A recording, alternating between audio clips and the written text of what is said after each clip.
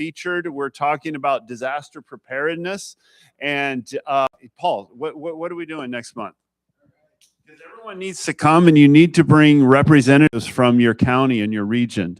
Our goal is to have a Bay Area-wide network that's all connected and part of a California network. Paul, talk about that.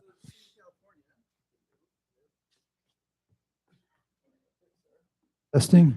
So the state of California has a statewide preparedness strategy that they have told to absolutely no one. It's pretty amazing because no one wants to listen. So when I found all the resources, they had been spending a tremendous amount of money and time kind of putting together what people should be doing and how to do it. And when I asked them, like, where are you announcing this? They like, oh, at the VOAD groups. I'm like, what's a VOAD group? Well, in every city, there's like 30 people who care about like what a city looks like in a disaster. So they tell all the VOAD folks about it, and then nobody else knows. So what I told them, I said, why aren't you working with the gathered groups on Sundays, the faith communities, other groups? And they just said, well, we've never been able to reach out to them. So what I told them, I go, well, how about we rewrite this? Because every church should play a role in a disaster. Every church should either be a hospitality center, which is just a gathering place for people who are going through emotional distraught. They get a cup of coffee, tea, get a chance to talk to their neighbors. The other one is really being a warming center, which is if there's a power outage and water supplies, they would have some short-term capabilities to power up your laptop, your cell phone, so people can stay connected, which we found in Ukraine was all that people wanted to do. So find a warm place to stay. So we're getting churches to just sign up for, if they have a generator, then they're a warming center. If they're just willing to open their doors, then they're a hospitality center. And then there is a group that's called the Hub, or this is a county church that would be able to house 100 people before FEMA comes in. So the state of California has said every city needs to be able to survive for 96 hours after an event. FEMA is pulling back its roles, and the state is expected to step up. Well, they don't have the staff. And so what we're doing is we're trying to help them by involving the faith communities. We have a great network here in the Bay Area of 800 active churches with Transform the Bay. And then we also have an extended group of about 2,000 to 3,000 churches. So I'm working as the advocate to try and get churches involved in this effort. Do go bags and do stay bags. Go bags meaning if your house is impacted, grab your backpack, run out the door. And we'll be doing that next week. You can do a go bag for yourself and your family, and then for your neighbors as well. And then a stay box is mostly a bucket of water, like water, containers of water, stuff like that, so that you could survive 48 hours up to 96 hours if water gets cut off, because that's what the state's recommending. So it's a chance to meet our neighbors, a chance to get involved in helping our neighbors, and we don't need an emergency to learn how to meet and take care of folks. So we're using it as an opportunity for us to really understand who people are. If there is an earthquake or a fire of some sort, allowing churches to meet at locations and then go out 2 by 2 to check on the elderly and folks out there. There's even a plan for if you're unhoused. How do we take care of our unhoused neighbors that are impacted by emergency? So it's going to be a fun conversation, lots of different groups.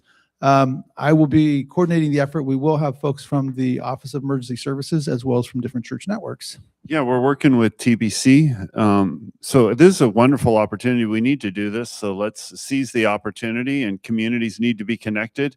And the fear of a disaster is a good catalyst, because we live in California. Let's face it, it's earthquake's going to happen. Okay. It's not if, it's when. Okay. Hey, before we get started with our program, question.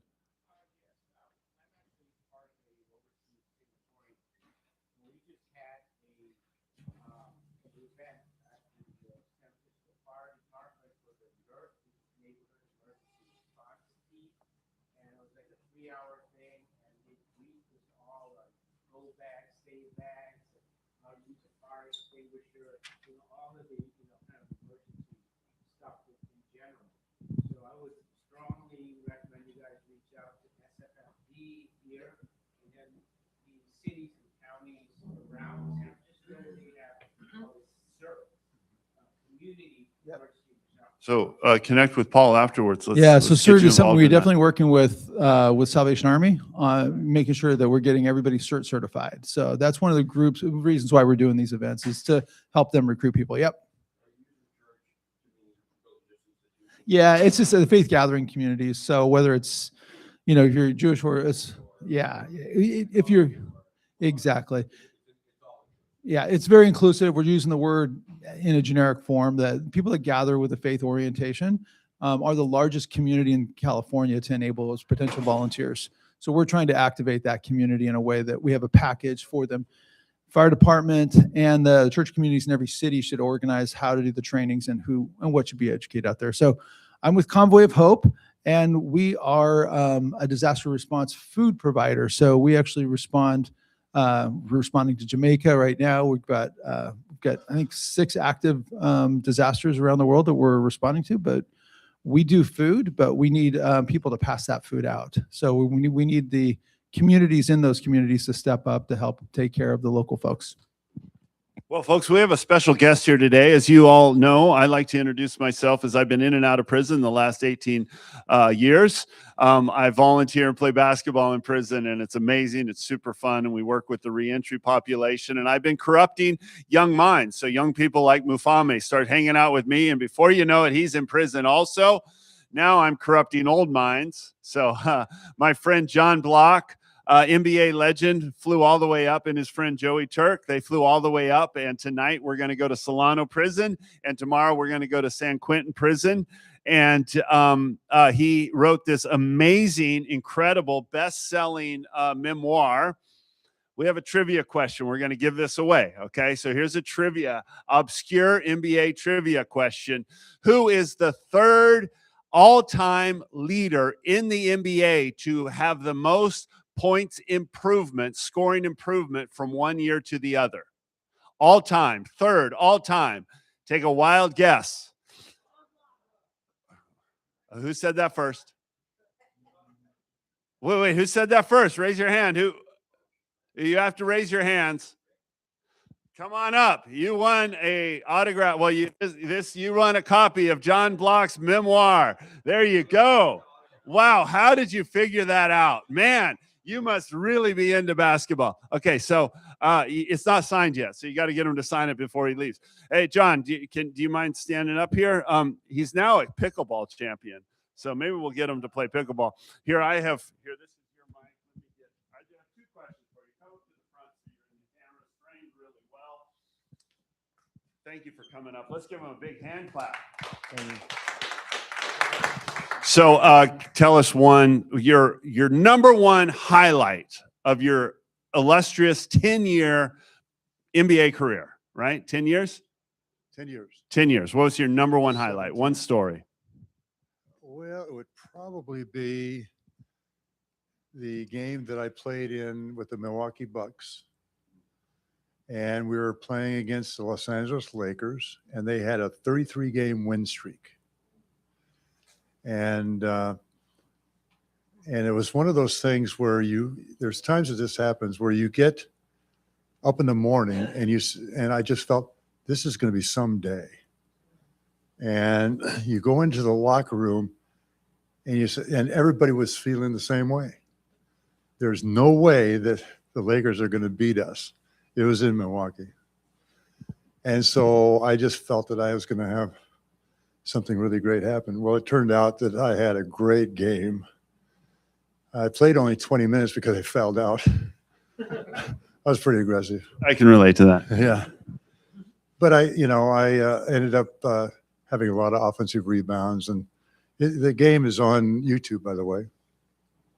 And so I was named player of the game after because I came in and scored a lot of points and a lot of rebounds. And so that was pretty much, and it was the first time that over 50 million people had watched a game.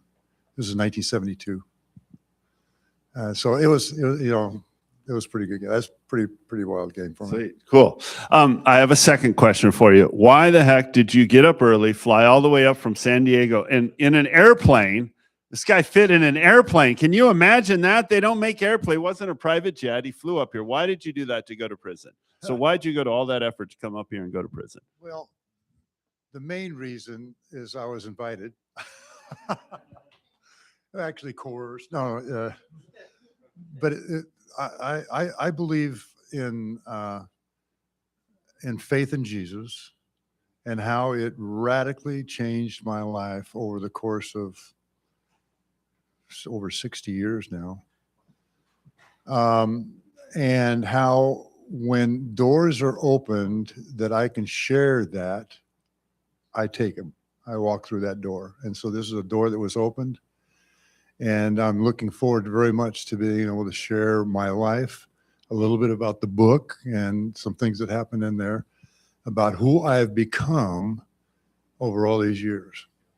Well, you can order, if you're not Rick, you can order that book on Amazon. It's Building Block. It's very good. He's donating 200 copies to give away to the incarcerated brothers. So let's give John and Joey a hand clap. Thank you for coming up. And I'm interested to hear what your impressions are when you get out of prison. So, all right. Thank you so much. Adrian, and hand it over to you. And I'm just going to let Adrian is the founder and CEO of Open Door Legal. He's the baby-faced assassin. What I love about Adrian is I had to tell him that was Steph Curry's nickname, and he had heard of Steph Curry. I had to explain to him what sport Steph Curry played. Okay, so he is hyper-focused on making the world better and providing legal aid for the poor. And Open Door Legal is doing some of the most innovative work in social services that I am aware of in the globe, certainly in the U.S. They are pioneering our nation's first system of universal access to legal aid. So thank you so much, Adrian, for coming, and take it from here. Thanks. Well, it's so great to see you. I know a bunch of you already, and I look forward to meeting the rest.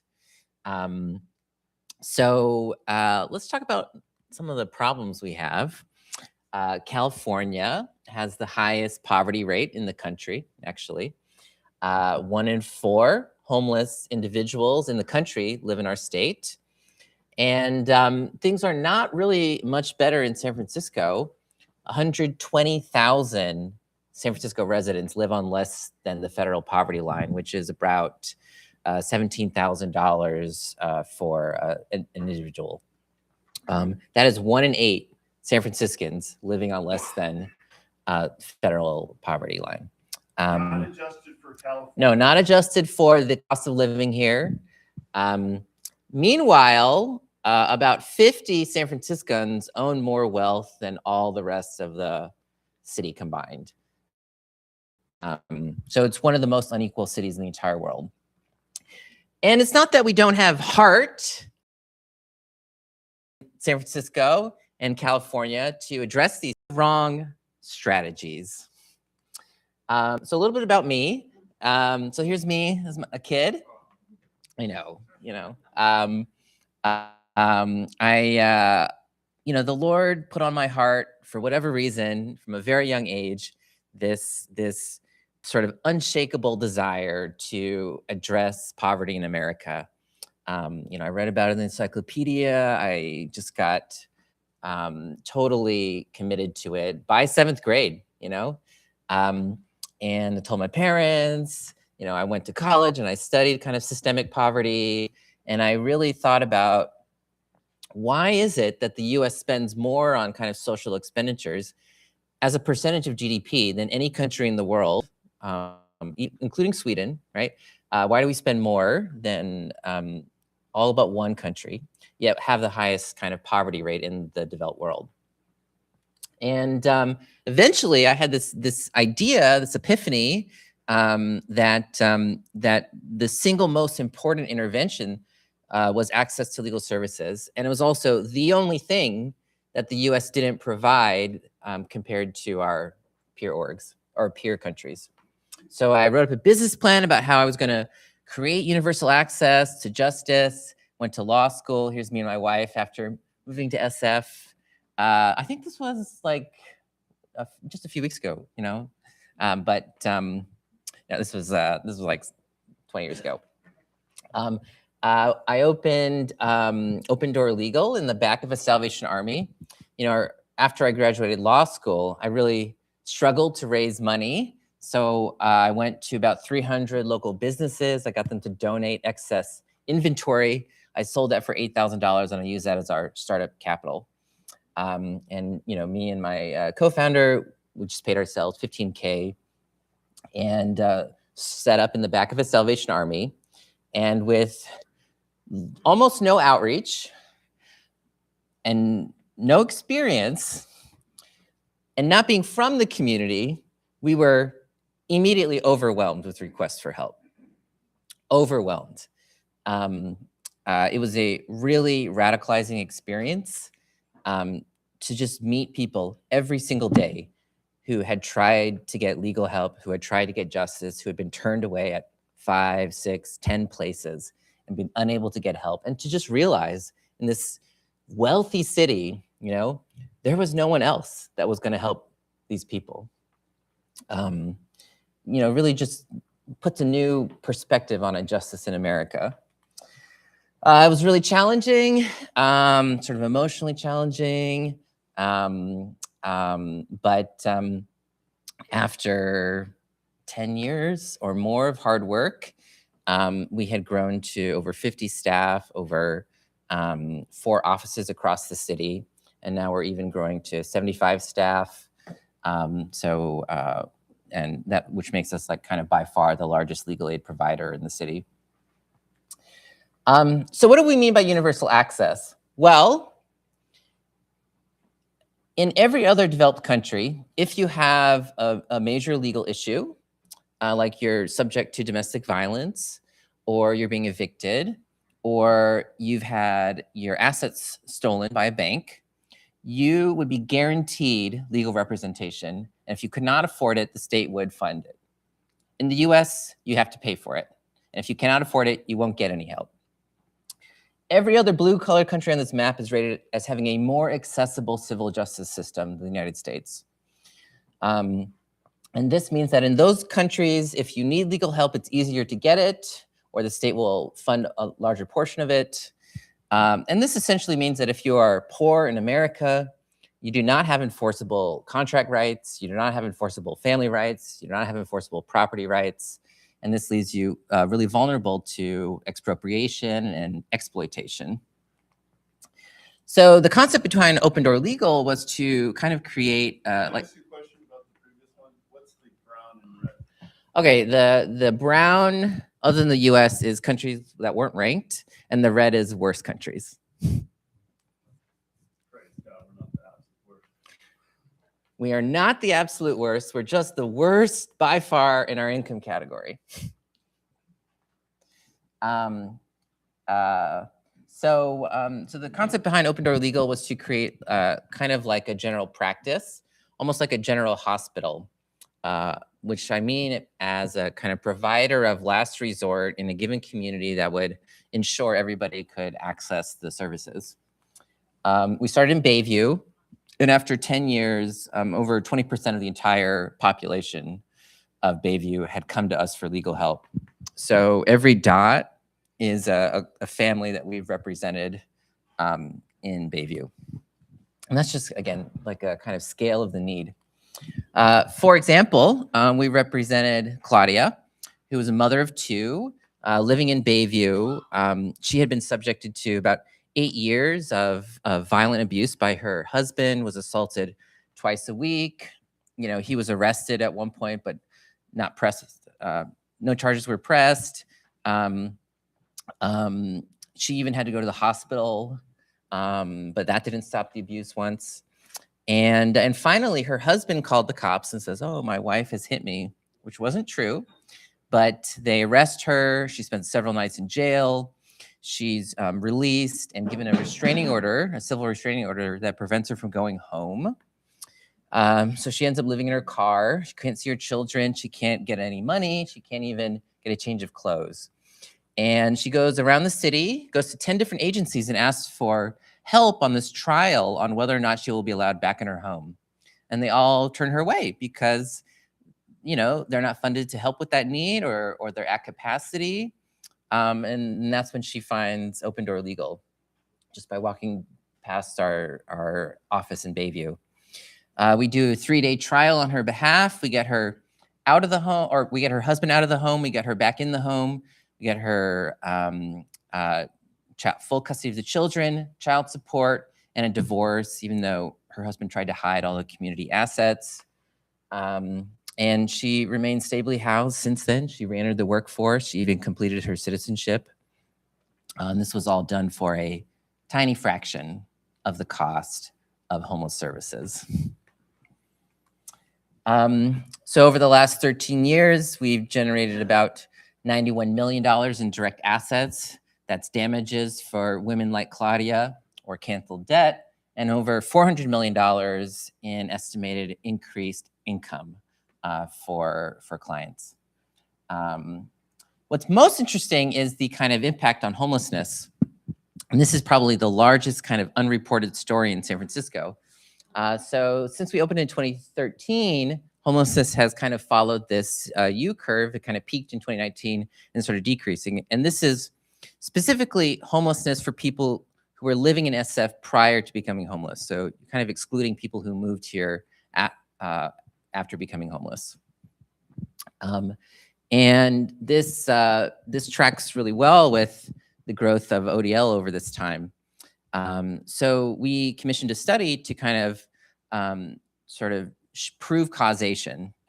And we did a treatment, used a treatment control design, and we looked at all people who requested help at ODL. We divide them into sort of a control group who just were given referrals out, and a treatment group who was provided with intakes at our office.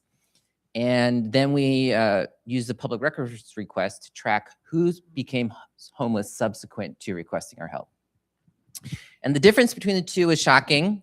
The difference is the sort of green line. The green line is what homelessness would have been without Open Door Legal. So over 1,300 people.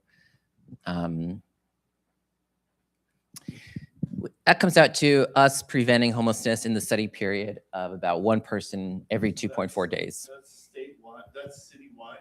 Yeah. But it's focused, because a lot of our work was in Bayview, it's focused in District 10. So if you limit it just to Bayview, it's much more dramatic? So you can actually see this as we rolled out new offices. Homelessness in those districts declined. 50% in Bayview, 80% in the Excelsior, 20% in the sort of combined Western Addition and Tenderloin. Actually, the only part of SF where it's been increasing is the Mission, which is the main part that we don't serve yet. And if this is hard to understand, let me just give you one stat, which is from the city's own data. 43% of families who are homeless in the city are fleeing violence, like Claudia. 29% of individuals who are homeless are fleeing violence. That's twice as many people who are homeless because they're fleeing violence as who are homeless because of an eviction. But this is kind of not at all how the city is thinking about or addressing homelessness. And that's why we need your help. Actually, despite this kind of data, the mayor tried to completely eliminate the program last budget year. I actually went on a 15-day hunger strike to protest it. Didn't eat for 15 days, lost 17 pounds. But we got over 20 media hits about it. And not just how harmful this was to our communities, but how fiscally irresponsible this is. You know, if you kind of hand him the most cost-effective way to reduce homelessness and he tries to eliminate it, you know, there's kind of a lot wrong with his decision-making. And that means that despite kind of a new grant we've gotten from a different department, we're looking at about $2 million in expiring revenue this year that we have to replace. But, you know, I don't just want to replace revenue. I want to solve the problem.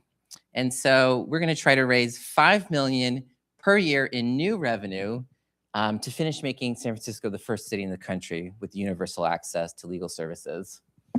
That's taking our caseload to 2,200 a year. And ultimately, this will cut homelessness by about 40% citywide. That'll be the best $5 million the city or the church, I think, ever spent on this issue. You know, and so, you know, I just kind of want us to envision what a city, what a country would look like when we actually prioritized justice and we rethought like how we're even delivering kind of security and safety to our neighbors. So that's my little presentation. Here's my email.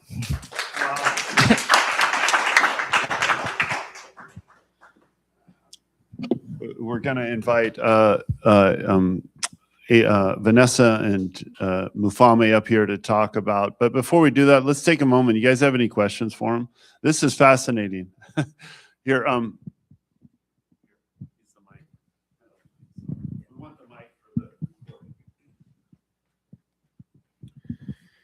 Adrian, wonderful work. I wonder if you could put a price tag to what it costs to take what the city would spend on homeless for one person versus the bang that you get for taking your service and giving him legal services. You know, it is seems like a real delta that would be a remarkable statistic that you could say 1,300 homeless has just saved the city X and make a good case for maintaining your funding. Well, you know, in some ways it's apples to oranges, right? But essentially the city spends about $1.6 billion just managing the problem, right? So that's on shelter, that's on permanent supportive housing, that's on services, that's on healthcare. It's very expensive. Almost none of that money is going to prevention. And this is actually the most cost-effective way to do prevention, and almost none of the prevention money is going to this. So you know, if you look at the cost of service times the targeting coefficient, meaning like when you do homelessness prevention, not every household you serve would that be the but-for reason why they wouldn't become homeless. But it's about, let's say, $8,000 to prevent one family from becoming homeless through this method. And you compare that to the city spending about $60,000 per homeless individual per year just on health services, about $30,000 per year per homeless individual on security services. And each shelter slot is around $60,000 per year as well. So it's $90,000 for a person to be sleeping in a tent or not a tent, a sleeping bag on the street that the taxpayers pay, and it's $8,000 to prevent one person from being homeless. And one family. So that is about, on average, 2.1 per people. So half that. $4,000, $3,000 to $4,000 to prevent one person from being homeless, and $90,000 just for them to be homeless. So what's the, Wow. Can I ask, what is the intake capability? How many people can you take care of at one time?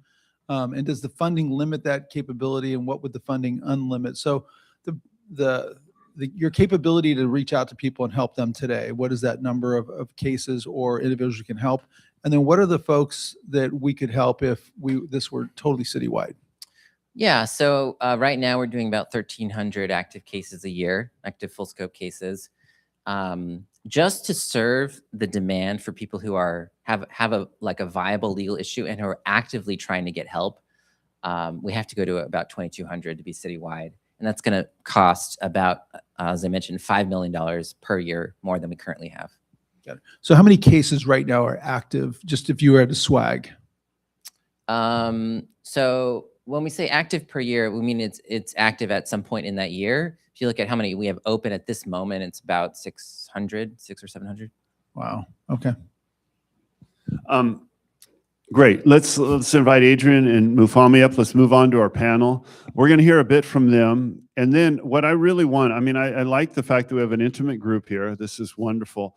I want us to really figure out, like, we want to leave here. We bias for action. I want to leave here, like, how can we all work together, starting where we're at? To me, this is one of the most important issues. And then we're also going to talk about how can we collaborate together to make San Francisco better. So as you're listening to them, I want you to think of your questions. Feel free to interrupt too, and we'll ask questions. You know, we can have a big town hall discussion. All right, sound good? So let's start with Vanessa. Vanessa, why don't you take 3 or so minutes to update us who you are, what you're doing. Love Never Fails, and specifically, you you wrote a paper, right? A master's thesis, correct? Yes. Okay, so All right. Hello. All right.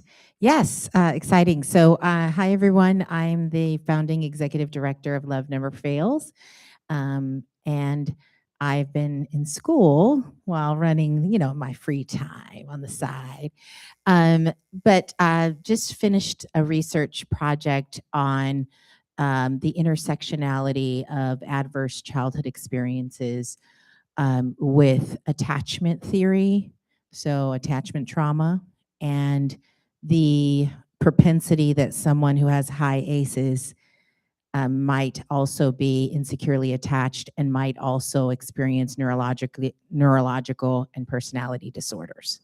I know it's a lot, but my interest has really lied in looking at the safety, wanting to prioritize the safety of mothers with child, so maternal health, because as you look at, what I focus on is human trafficking and domestic violence, and you look at the implications of that to an unborn child. It's actually tremendous.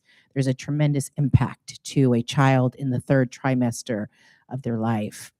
And if mom is homeless or facing homelessness in the 3rd trimester of their life, it actually impacts mom's ability to send important genetic signals to their child. It's called neurogenesis. It impacts the development of their brainstem. And it impacts synapses that are forming in the child's brain. And so we shouldn't be so surprised that at an astronomical rate, there's more people being born on the spectrum. There's more people being born with ADHD, more people being born with borderline personality disorder and bipolar. And not to say, I have family members that are on the spectrum and they're wonderful and I wouldn't change them and I love the way they are. But there are some challenges, the implications that has to the family, often financial challenges, because there's added care, there's added resources that are needed.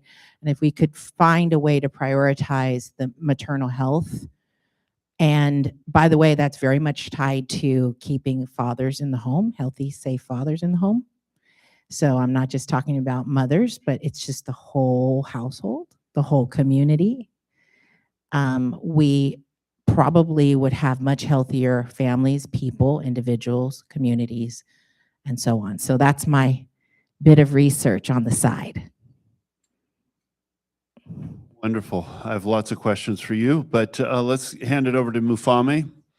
So glad you're here. Thank you so much. Let's give a big handout to Coleman. Thank you for sponsoring the food. Also, there's some gourmet coffee. Green Coast Coffee is come taste some and whatever. Connect with him. You've got coffee there. So Mufame, tell about your new role at Coleman and update us. Coleman, you were telling me some exciting stuff. They're one of San Francisco's best kept secrets. So yeah, so I'm Mufame of Guy Atsanachuaya Mashairi. And Coleman, whether you know us or not, you've certainly been impacted by us. And one of the ways is there are no suspensions in San Francisco. That's actually a policy that Coleman got passed. There's wellness centers in all of the schools. That's a policy that Coleman also got passed. The way that I describe Coleman is we are three things. One, we're an advocacy organization. In advocacy, it's very important that you define that word carefully because words matter. Advocacy is, for me, the ability to allow someone to be a key figure in the outcomes of their lives. So you're supporting the outcomes for them, but they're the central figure. The second thing we are leadership development. And leadership development in a Coleman capacity is we have the ability to take anyone off the streets and make them an expert in the democratic process.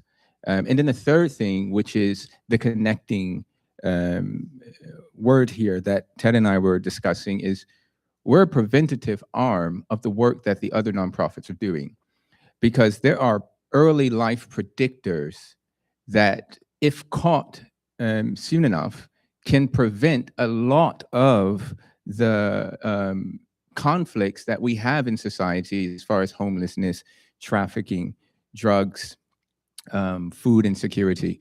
All of these can be prevented with proper advocacy, leadership development, and prevention. And so I view Coleman as, and this isn't because I work there, I view Coleman probably as the most pivotal organization, because if we do our jobs really, really well at the beginning, then, like the prompt says, how do you end homelessness? You prevent it. We shouldn't have homelessness. We shouldn't have food insecurity. You saw the staggering statistics that Adrian shared with us. We have an immense amount of wealth concentrated here. So why do we have all of these diverse and dynamic issues? And that's the conversation that we're all hoping to have, and that we hope all of you will join us in, is what do we need to change intrinsically about the system in order to prevent, but also predict outcomes? Great, great. Thank you so much for sharing that. Vanessa, I want to hear from you. Give us, you guys have gotten involved in advocacy.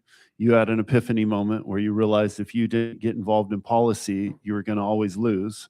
You got involved in policy and you've won some major victories. Give us an update on the major victories so that we can see what can be accomplished by, if we choose to do something. Yeah, so we've had some tremendous breakthroughs. So over the last, believe it or not, a few years back, 2022, and this is really what spurred me to, activated me in this advocacy, is that we legalized loitering for the purpose of prostitution. And that happened in January 2022. I don't know if you knew that. And so at that time, places throughout the Bay Area that had tracks or blades, which is places where people are sold, exploded. And so here in San Francisco, in Shotwell, Treat Street, that whole Cap Street, you would see upwards of 100 people being sold at any given time. It got so bad that the neighbors started to put pressure on the supervisors and saying, what are you doing about this? And they put up barricades to try and keep the cars that were circling around and picking up people like McDonald's, drive-through. And so this was happening throughout the state. Of course, it was characterized as an unintended consequences, but it was never backed out. It was never reversed. So we gathered together a bunch of survivors that were disheartened by this, and aligned with a couple of a senator and an Assemblymember Maggie Krell, Senator Shannon Grove, and we began to work around several issues. Our first step was SB 1414, which made it a serious felony for buying a child. Believe it or not, we met lots of opposition.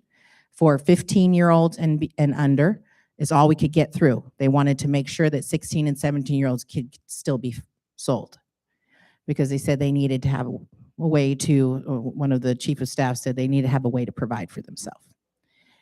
So, so we got that across the line, SB 1414, that was in 2025, January, just became a serious felony. And then this year, AB 379 was passed January this year, which made it a serious felony to purchase 16 and 17-year-olds. And then just this week, we were able to get an ordinance passed, the first of its kind in the state, that will charge a sex buyer $4,000 for purchasing sex in Oakland from an adult, or $12,000 for purchasing sex in Oakland from a child, and $10,000 for exploiting a child. And this is for every incident. And that went into law on Wednesday. Yeah. So addition to the state fine? In addition to the state fine that went with AB 379, which is $1,000 for each of those incidents. So these are starting to compound and send a universal message across the state that California is not the place to come and buy sex. And I hope that other states will pick up some of these ordinances and these bills and these laws. And I have probably my own unique message for sex buyers, which is look deeply within and get some help, because there's something off and you've got to go get, it's okay to say, I'm sorry, and admit that you've done something wrong and do something differently going forward. And so I'm a person that believes in restoration, even of sex buyers. I think we need to get real, get healthy, do the right thing. And so that's what I'm pushing, and I'm hoping that these fines send a very strong message.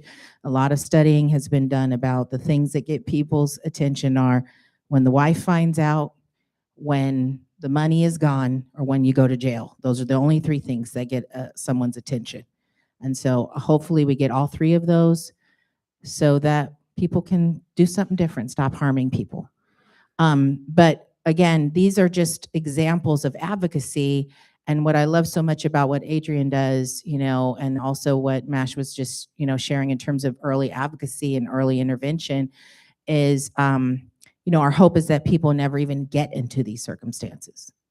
I don't even want to see a child be so vulnerable that they have to go out onto a blade and be sold in order to eat, or, in order to have a roof over their heads. I cannot tell you how many people, when I have gone out and done outreach, which is many, many nights, and I speak with the girls that are out there on international or out on CAP, and I say, what are your dreams? What are your hopes? And they're like, oh, I'm studying to be a CNA.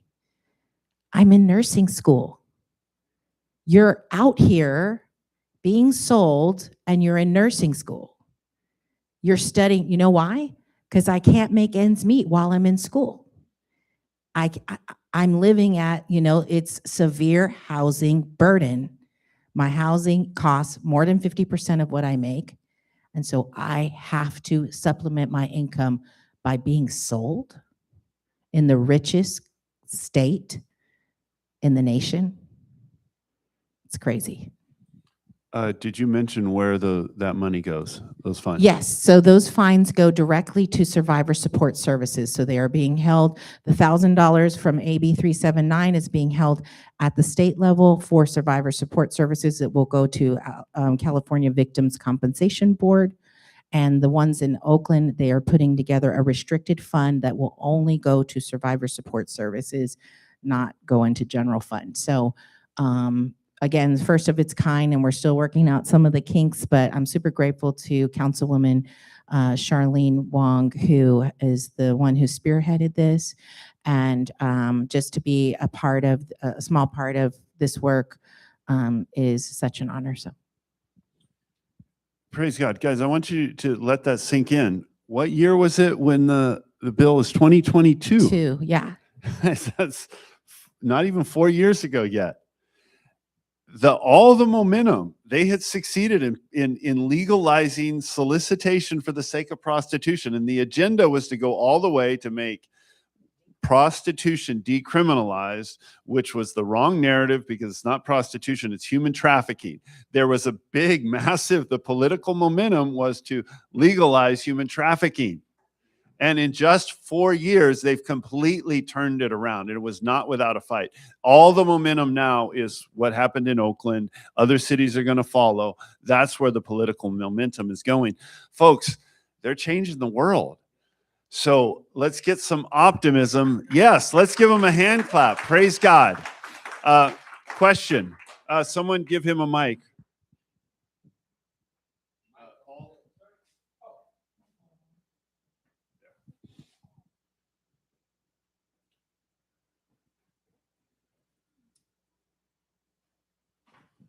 Okay, thank you, Vanessa, for sharing that. Who were the lawmakers pushing to legalize prostitution and so forth? Have their names be made known to the public? And it's our senator that's right here. Senator Scott Wiener is one of those that is a proponent of full decriminalization.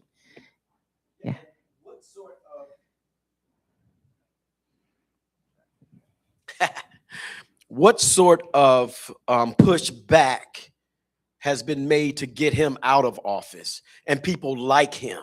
Yeah. And how has the church raised its voice Yeah. concerning these issues?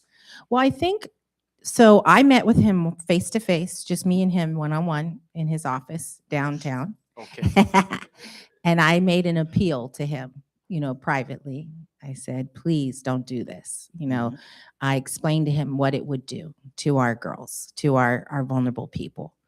And he, his position was that his stakeholders that he was representing have said that this, this is going to be beneficial to people who identify as sex workers, so that they don't have to be harmed by the police.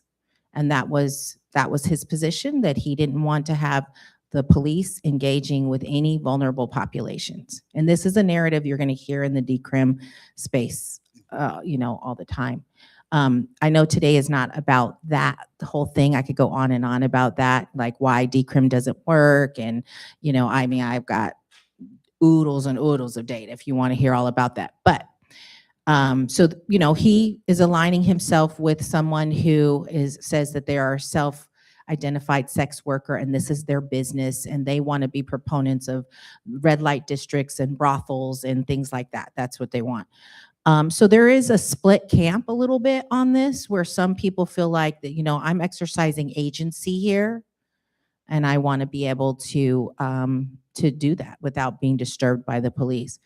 My response to that is always this, and in terms of getting people who have this philosophy out of office, I don't know, there's a whole bunch of them.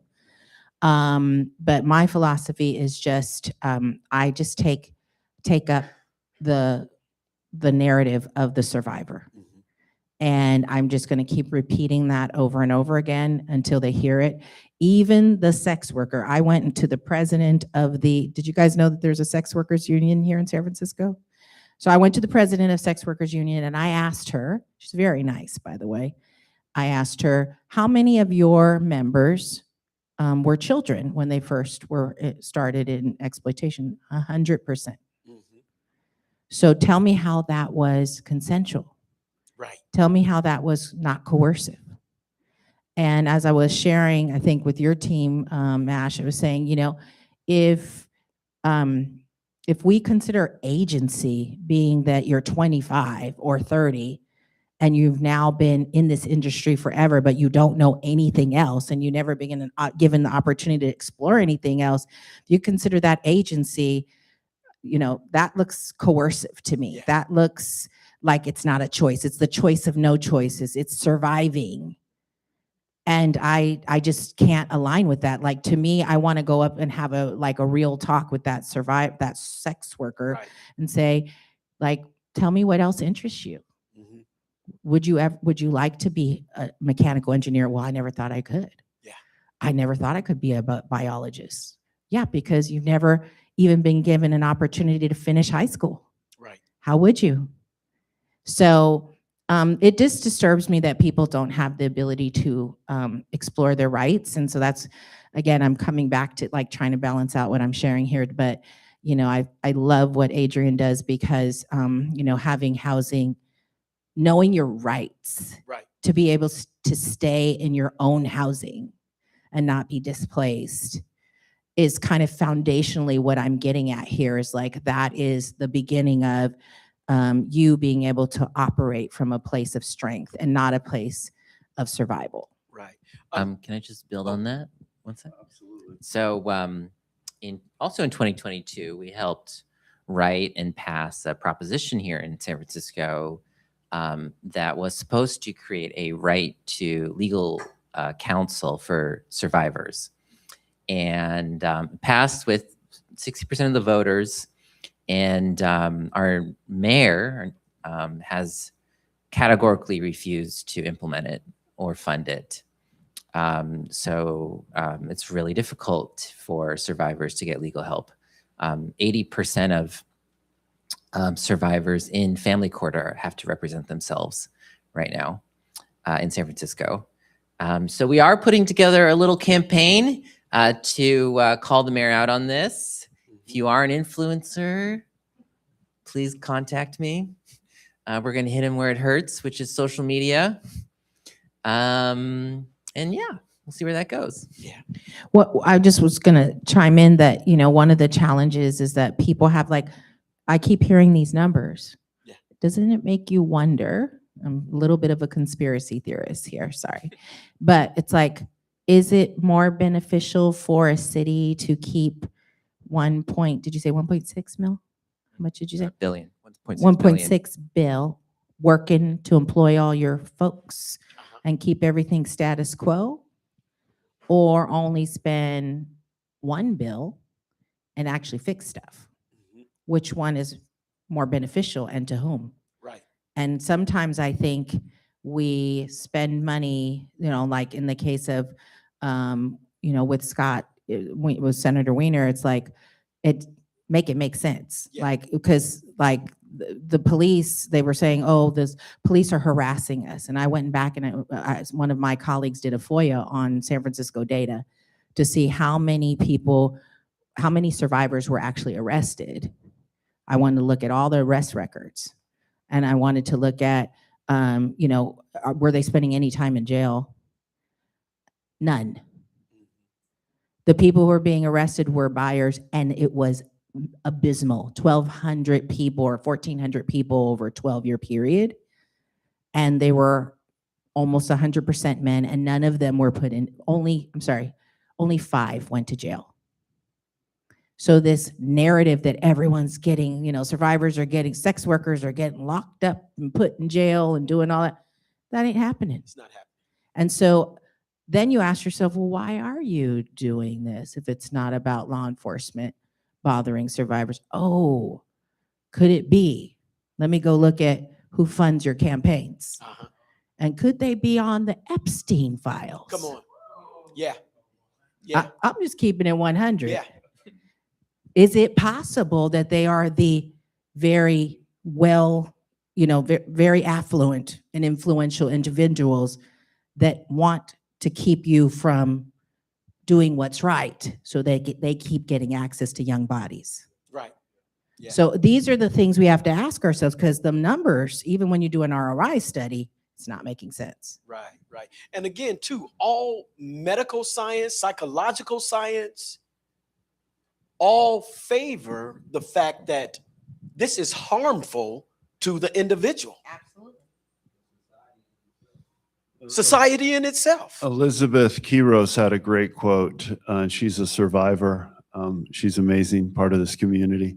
That if poverty is your pimp, choice is an illusion. So Thank you. I want to summarize what Vanessa said. We don't have to have conspiracy theories or figure out why. What we need is transparency and look at the data. Like, what is actually happening, and transparency is the first step. Then we've got to make changes.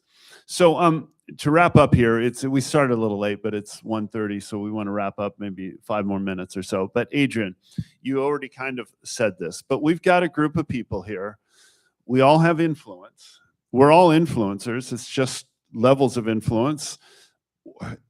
Give us the call to action. What's your biggest need, and how can we all help you? Okay. Well, the first thing is we need to raise more money. But other than that, I would love everyone to participate in our campaign we're going to have to really call out the mayor and convince the city to fund a right to counsel for survivors. It's the single most important thing the city can do to reduce homelessness and protect survivors. What he's showing, the data that he's showing is the most rigorous study of its kind. It happened right here in the city, but he could go on and on and on with data about how providing legal aid prevents all these other outcomes. So providing legal aid keeps families more stable and makes the children less likely to become foster care children, less likely to become exploited. It's upstream to all of them. And basically his thesis of his life, not to mention in college, was what is the single most bang for your buck intervention we can do to eliminate systemic poverty? And I know Vanessa and I think all of us would agree is that he nailed it. Providing legal aid is the single most important policy change that the US could make to move from the bottom of the pack to start moving up. And we spend more money than any other country other than one. What one country spends more money? France. France spends more money than us. That's the only country we spend more money and we get the worst outcomes. It shouldn't be. Okay, so they need to follow you. They need to be part of your campaign. I would say that one of the ways we could have a call to action in order to support the bevy of issues here that we all collectively agree on is that is the point of Komen, is that we are a unifying voice for San Francisco, families, children, and youth. And our entire organization is designed to get the collective voice of the constituency to push and change policy. So in collaboration with Vanessa and Adrian, I'm now saying that we would like to host a call to action night at Komen, which is on Vienna Street. And we'll have Adrian there, we'll have Vanessa there. Hopefully all of you will join us, anyone that's listening online. And we're going to have transparency and we're going to have advocacy in order to get this fund pushed forward, because that's part of the democratic process. Is we get to elect and unelect leaders. We get to vote on and vote against policies. That's our job, and it's important that we all know that. That's exciting. Do we have a date for that? I'm going to let Adrian pick a date, but you're all welcome to come down to Komen. Please join us. Okay, that's an excellent call to action, and I'm excited. You know, Vanessa just shared these monumental breakthroughs, and boy, you want an exciting story? Get her to share even more details of what they did. Okay, they went against Goliath and their tiny little David, and now they've got Goliath's head. Okay, so it's a very graphic metaphor. Coleman, we haven't even heard of. I hadn't heard of Coleman Advocates. Shout out to those who are there. Who are from Coleman Advocates? Raise your hands. Okay, I hadn't heard of them until I was praying for Mufame's next position, and he'd applied there. And I go, oh, that sounds like a cool organization. And now we found out that they have been so effective. There's several policies, great policies that we just take for granted that they helped change. We know how to do it. Now we just need to take ownership. Whose city is this going to be? Are we going to sit on the sidelines and complain and think of conspiracy theories? And are you going to get online and just enter into these debates and argue politically and make enemies and, you know, feel self-righteous? Or are you going to actually get involved and do the hard work and advocate for policies that are going to make a difference to change the future? All right. Well, hey, you guys can stick around. Please, if you're not on our mailing list yet, we want you to get on our main. How do we go? This is the one. Scan this, register for our next event that will get you on our mailing list. If you're watching on the live stream, please register, get on our mailing list. Okay, go to, we're in Eventbrite. You can go to innovate.io. Innovate spelt with a 3 too. Okay. And then we're done with questions, but they're going to stick around so you can have questions. We also stick around and enjoy the coffee. And Green Shows is sponsoring this event with coffee, and anything you buy from them, they give a portion of that and invest in this amazing movement. So let's make it happen. All right. Let's give them a big hand clap.